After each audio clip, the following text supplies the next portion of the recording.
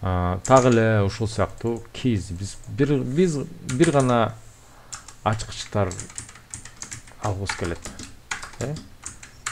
Ачкычтарды гана алгыбыз келсе, мындай кылып коебуз. Же болбосо мындай кылсак болот.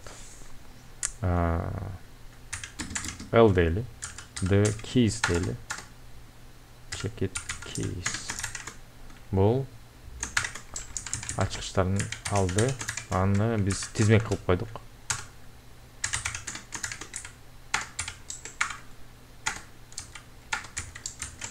Тизмек кылып туруп чыгарып койсок болот ачкычтарын. A, B болуп калды.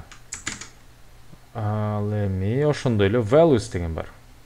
Дагы эле ачкычтарына окшош, бирок бул чоңдуктарын, анын тушунда ачкычтардын чоңдуктарын тизмек кылып койдук мына жерден, листтин жардамы менен. Аны айттык. Эми pop дейт. Pop көрсөтүлгөн ачкычтын чоңдугун сөздүктөн алып салат жана сизге кайтарат дейт. Pop деген кесип алып салат экен да. Мисалы D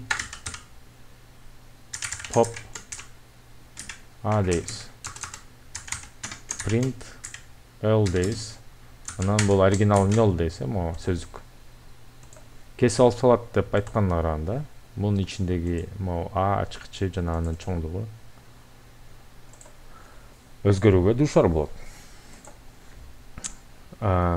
Эгерде дикшнериде, сөздүктө болбогон бир сөздүктө жок бир чоңдукту жазып көрсөк кандай болот?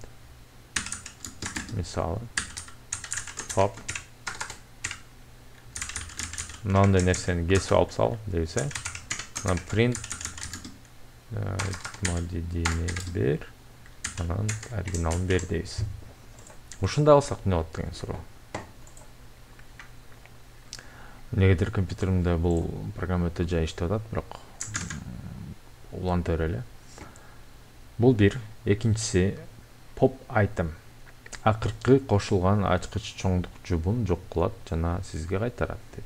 Бул pop ачкычтын чоңдугун гана берсе, бул экөөнү тең берет экен да. Ачкычтын өзүн да берет экен, чоңдугун да берет экен. Бул pop болсо бир гана ачкычтын кесип берип коет экен. Мына биринчи мындай болду.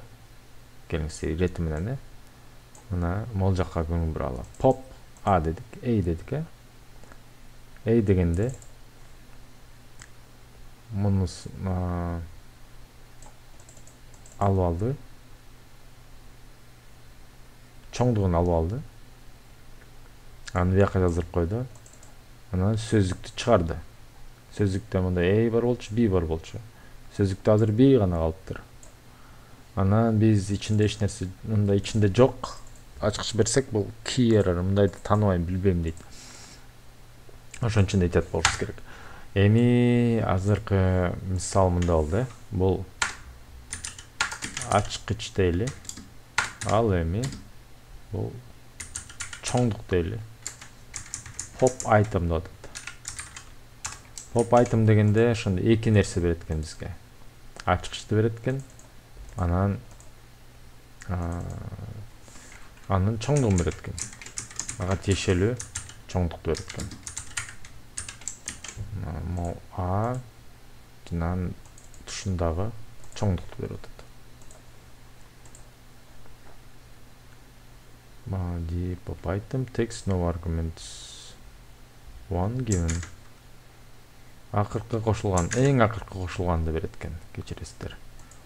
Эң акыркы кошулганды берет.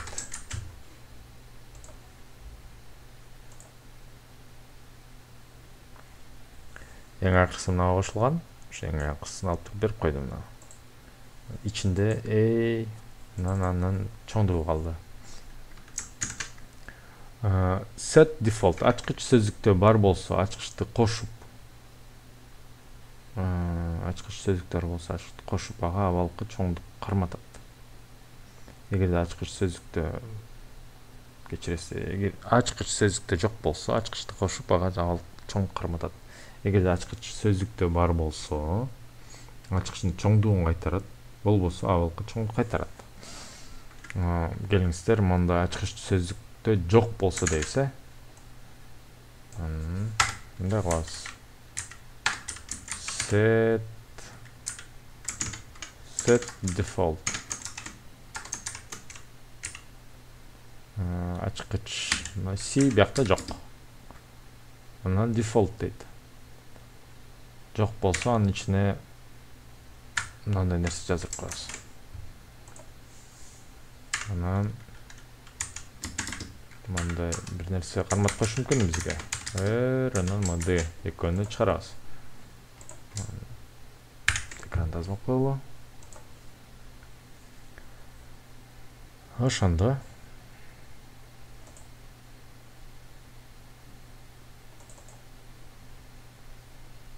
мындай алды. Эгерде ачкыч ичинде жок болсо, ачкычты кошот.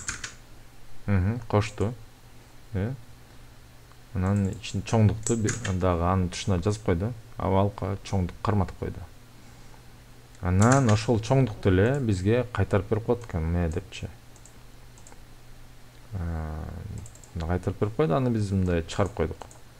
Эми башка ситуация. Эгерде ачкыч сөздүктө бар болсо, ачкычтын чоңдугун кайтарат, болбосо абалкы чоң кайтарат. Эми мындай кылалы. B болсо, бар биякта турабы. Ошондо мо R эмне болот деп ойлойсуз?